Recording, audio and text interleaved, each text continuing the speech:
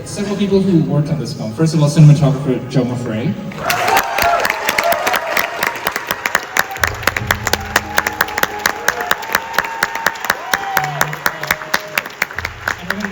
Some members of the cast are here with us as well. Aunjanue Ellis-Taylor.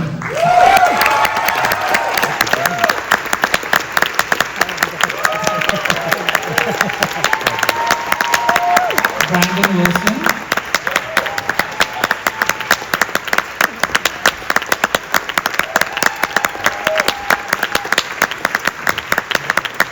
Herisse.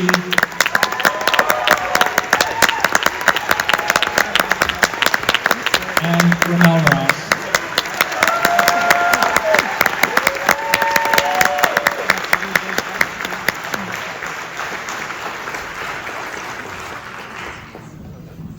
All right, thank you, all of you, for this film.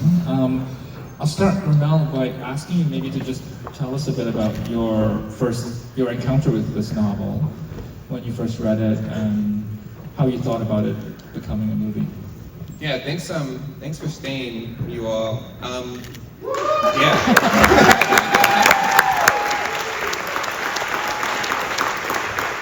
Everyone's so nice at premieres, you know? It's so nice. Yeah, so Plan B, Jeremy Kleiner and Didi Gardner called Jocelyn Barnes and we had a conversation that lasted a long time, and then at the end, they introduced me to Nickel Boys and Justin Nickel Boys, and knew Coulson hadn't read the book, read it, and like what a profound piece of literature. And the process of reading it was the process of being allowed to imagine in a way that I think a lot of American writers aren't focused on. Like the way that Coulson wrote was like concise and spare and didn't over-describe. So it allowed me to like imagine myself as Elwood and like truly be visual in the world. And so that process led to the POV notion and ideas around at what point in time did Elwood realize that he was raced, that he realized he was black, which is something that I would argue all people of color go through. It's a visual thing, it's a perceptual thing. And what a devastating thing in his life, as you can see in the film, juxtaposed against being a century innocent child and being in awe of what it means to be embodied and then to go out into the world and to be forced to adhere by this manufactured law. It's medicine. So the POV idea came as you were reading the book, or was it something you had been thinking about working with in a film? Well, I've always wanted to make a POV film ever since I made this photo, I Home, in which it kind of is a POV image of an antebellum home, which is a slight conceptual intervention into Southern photography. But I mean, I'd never have an opportunity, I thought. And if I did, it would be in the art world, it would be something that I did. Never have thought about applying it to something as large scale or as powerful as Coulson's narrative. So I wanted to bring the actors and Aunjanue into this. You know, it's unusual to work with a film that sustains this perspective for its duration. So I'm curious if maybe Aunjanue, you can start, and I want to hear from the actors about what it's like to work with this particular concept, this particular constraint. Yeah, it was, an interesting notion, even from from our first meeting, where Mel kind of led with saying he wanted to be in POV. And, there's a way in which we say the word POV, but I think that's actually a shorthand for us. I don't think it was about being in the point of view, but it was actually creating an image that is at one point immersive. It brings us in as an audience into the world.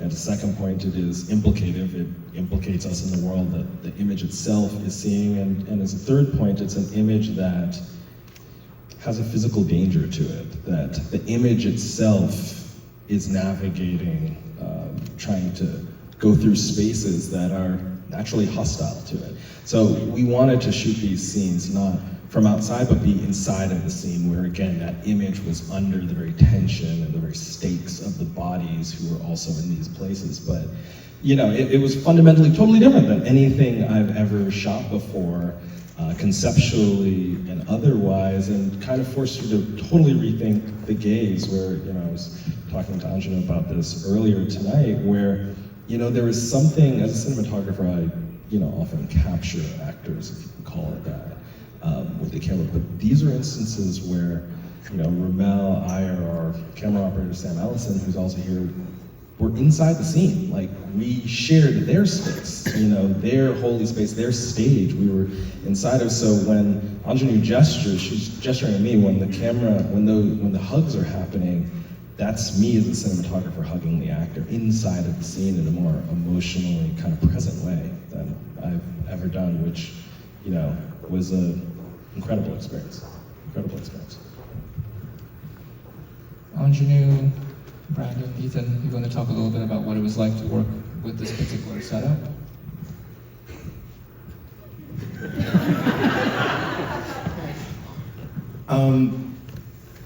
Yeah, similar to Jomo, unlike anything all of us had ever experienced. And it was super fascinating this is Jomo was speaking on it, and we were talking about it earlier today.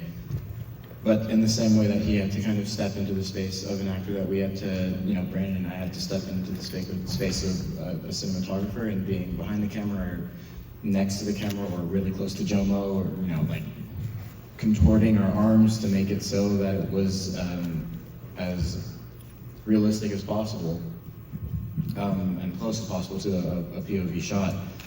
So there are all these added factors, and then on top of that, we have to do something that is completely unfamiliar to us, which is play directly to the camera. And so exploring that space on top of on top of the physical aspect of playing behind the camera, completely unique experience. But we trusted Ramel trusted us, and we were able to find a way to do it. Brandon and I had a lot of moments and time and space to work with the scenes before actually shooting and playing to camera, and that we were able to find sort of a rhythm beforehand. And then it was just about trusting one another, trusting that the person that was behind the camera was going to be present as possible in the scene, and give whatever they could. And then kind of hope for the best when the action was called.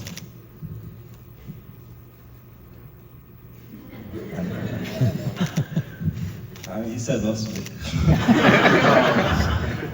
No, don't apologize. I'm happy to get you. Yeah, it was just to echo everybody. I think it was very much about trying to figure out how to remain present within this,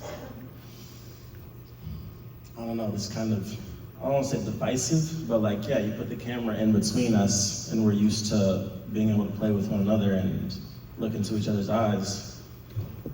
So yeah, I think just trying to figure out how to remain there for another, and also to, when you're speaking to the camera, how to imbue it with life. And how we did that was what Ethan's talking about. And we got to breathe together for a while, sit, and yeah, his eyes. Crazy. So then, you live in that space for a little while, and then it's not that weird to look down the lens anymore. Now you can just bring that. And also, what we talked about earlier, what Aunjanue would do, well, she did it once or a couple times actually. When we're off camera, she invited me to bring my arm in, so she had a physical point of contact. That very much invited me to the scene in a different way. And that's how I passed it to you. You're not slick, dude. At all. By the way, this is Brandon Williams. Wilson. Don't know my name up here. It's crazy. I have fussed for the last hour and a half. Like, they gotta say his name. Well, it was me, not them. It was me who shorthanded these two friends of mine who maybe our friendship's done because of that. I'm so sorry. I'm so sorry. Okay. I'm sorry, baby. All right. I think that the same thing. I feel like, I hate cameras. No offense. No, that's it. Because I always feel that I'm being false because there's a machine in front of me, and I have to do something that is not false, or at least appears not to be false. And in this instance, I had to lean into the idea of the camera as being a scene partner, and trust that that what I was doing was honest, and that was a challenge. But I think that I think the glory of working with someone like Ramel and working with someone like Brandon and Ethan is that it is glorious to do that. It is glorious to do that because of the kind of artists I think that they are. Ramel, I just wanted to ask you a little bit about the process of writing. Because, it's very clear from your films, I think that you're somebody who kind of thinks through images. So I'm just wondering what the script looks like. That's such an interesting, it's had many iterations. Dennis, I know, the script, there was one script, the original script that Jocelyn and I wrote needed to be translated to be readable, because it was one of camera movement and it was one of the visual world, which is also, its only method of communication is language. It's the most direct and it's really insufficient. And so the process of writing, one of the hardest parts was just translating that so that we could give people who were invested in the film, those crew and the talent, an understanding of the world that was built, and not overemphasize the form of it, which was so vital to the imagination of the piece. And as Jomo said, on set we called it sentient perspective. It wasn't POV. It was only POV in the script so that people kind of knew what we were talking about, though they still didn't. On the day when we would start to do things, it would be still very confusing. And so, yeah. So the writing process, it was images. Jocelyn and I built out a treatment that was all images, all visual movements, appended, and often initiated by scenes that were still single point perspective, that were oneers, which is terrifying. As originally imagined, there's no coverage. It's just camera person. One thing Jocelyn and I were like, what if Turner and Elwood had a camera? Actually, I'm unsure. Actually, maybe it was Joe. I'm unsure at what point this line came up. It was at what point if Turner and, see, this is too much time in the editor, if Turner and Elwood had their own cameras to make Hell County, what would be their worldview? And so we wrote with that in mind. I think I only have time for one more question, but I think I'll pose it to all of you. And I'm just curious to hear what you, I think what remarkable thing about this film is how it invents a new visual language to think about violence and brutality and abuse and trauma. And I'm just wondering how much that factored into I'm sure it did for you, Ramel, but just all of you, how you thought about, the approach to this film, the question of what it is to represent, what it is to show certain things and not show certain things. I'd like to take that, if that's okay. I have talked to a couple people who've seen the film, and they have said, that it is a hard watch, that it is hard for them, that they come out of it feeling not hopeful. And I've thought about it a lot over the last, months of hearing that, and it bothered me, disturbed me, concerned me, bummed me out.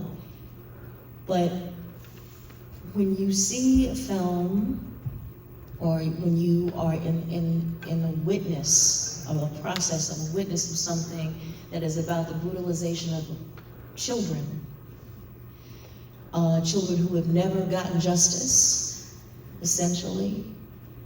We don't know them. Most of us don't know about schools like Dozier, and they are, a lot of them, still around this country, where children are being brutalized and suffering violence and suffering isolation. What I love about what Ramel has done is that he has made Black pain, or the pain of these children, communicable, meaning it's transferred to us. And so therefore it's communal. And that's hard, but I feel like they didn't get something hopeful. They didn't know what it was like to not feel alone. And they didn't have any escape. And I feel like maybe we should feel a little bit of that. We should feel a little bit of that. And I just think what Ramel has done so brilliantly is that we are not observers to what happened to these children. We are complicit, and we are part of it, and we feel that. And yeah, I think that for me, as someone who's been in a whole lot of movies that is about Black pain, this changed it, because we're not observers. We are receivers of it.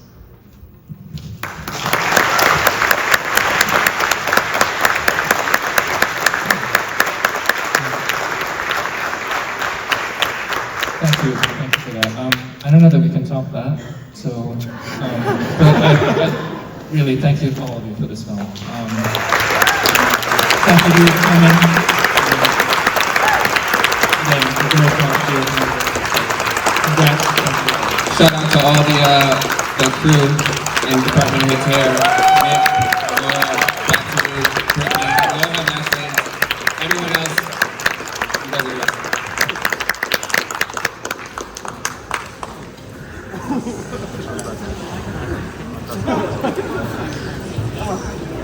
Ha ha ha!